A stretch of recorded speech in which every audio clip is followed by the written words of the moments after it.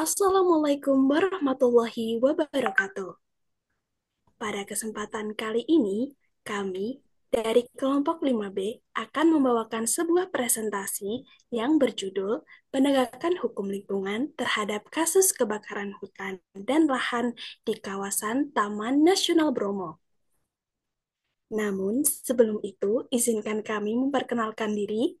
Nama saya Amelia Siti Nurjana dengan NIM 2453580 KT 10665. Saya Ainun Saidah dengan NIM 2454386 KT 10832. Saya Alma Kaisa Anwar dengan NIM 2454138 KT 10777. Saya Ardian Dwi Nugroho dengan NIM 245391179 KT 10736.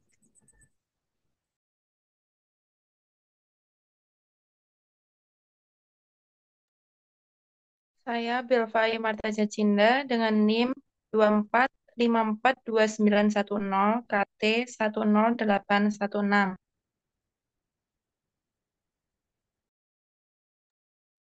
Saya Ajeng Golbi dengan NIM 245333872 KT 10616.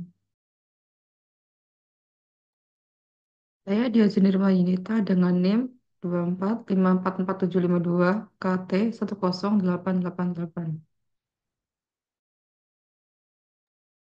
Saya Taya Putri Tatiananta dengan NIM 245344208 KT 10631.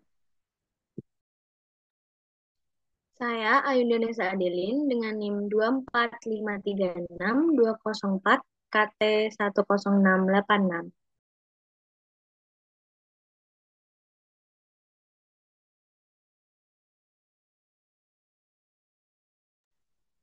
Topik yang dibahas pada presentasi kali ini adalah kebakaran hutan di Taman Nasional Bromo atau lebih tepatnya di Bukit Teletabis, Bromo yang telah terjadi pada tahun 2023. Kebakaran ini telah memberikan dampak besar, tidak hanya pada lingkungan, tetapi juga pada kehidupan masyarakat sekitar yang sangat bergantung pada pariwisata. Selama presentasi ini, kami akan mengeluarkan informasi yang telah kami rangkum dalam bentuk infografis agar lebih mudah dipahami. Kami akan mengulas penyebab kebakaran, dampak ekologis dan ekonominya, serta upaya pencegahan yang dapat kita lakukan ke depannya.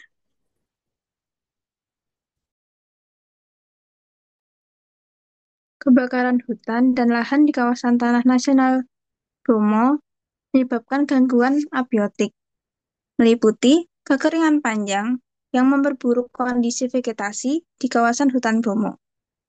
Juga, vegetasi kering menjadi bahan bakar yang mudah terbakar, mempermudah penyebaran api.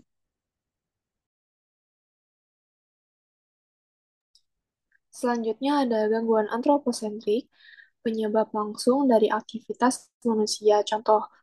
Contoh kasusnya itu penggunaan flare untuk keperluan foto pernikahan di Bukit Teletabis Bromo yang menyebabkan percikan api menyebar cepat di lahan yang sudah kering.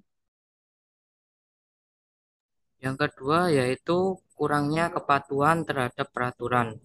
Wisatawan sering tidak mematuhi aturan kawasan konservasi seperti larangan membawa atau menggunakan bahan yang memicu kebakaran, seperti flare atau rokok. Yang ketiga yaitu sikap abai dan kurang kesadaran.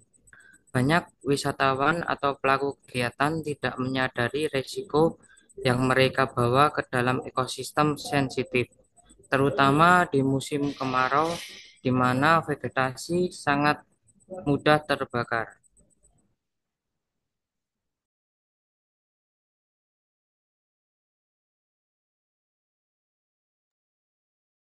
Selanjutnya ada dampak yang ditimbulkan sendiri ada dua, dampak ekologis dan dampak ekonomi. Yang pertama ada dampak ekologis. Dampak ekologisnya antara lain kehilangan habitat spesies endemik seperti elang Jawa, lutung Jawa, dan tanaman langka seperti edelweiss. Selain itu ada juga ribuan hektar lahan terbakar mengancam kelangsungan ekosistem unik di Taman Nasional Bromo. Dan proses pemulihan ekosistem diperkirakan memerlukan waktu hingga 5 tahun untuk kembali ke kondisi semula.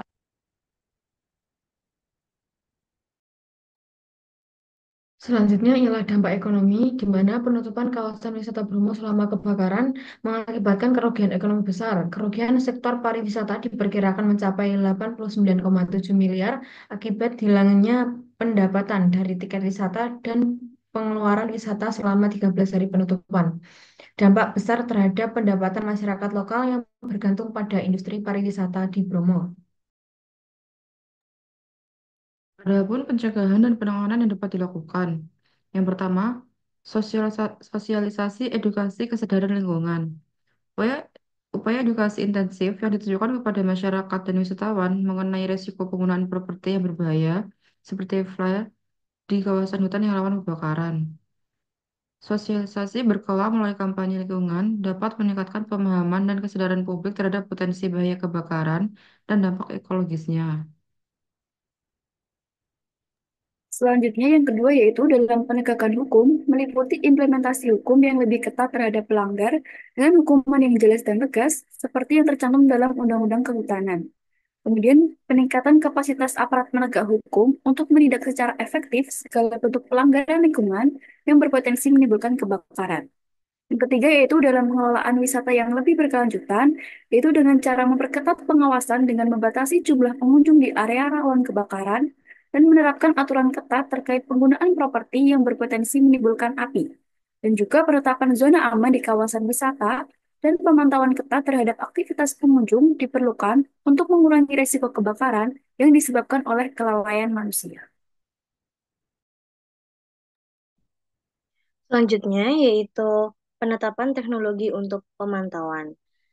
Contohnya ada dua, yaitu teknologi pemantauan berbasis satelit dapat digunakan untuk mendeteksi titik-titik api secara real time di kawasan hutan. Memungkinkan tim penanggulangan kebakaran melakukan respon cepat sebelum api menyebar luas. Selanjutnya, penerapan aplikasi pelaporan online dan pemantauan kebakaran berbasis sensor yang dapat memperkuat sistem deteksi dini, sehingga mengurangi skala dan dampak kebakaran yang akan terjadi.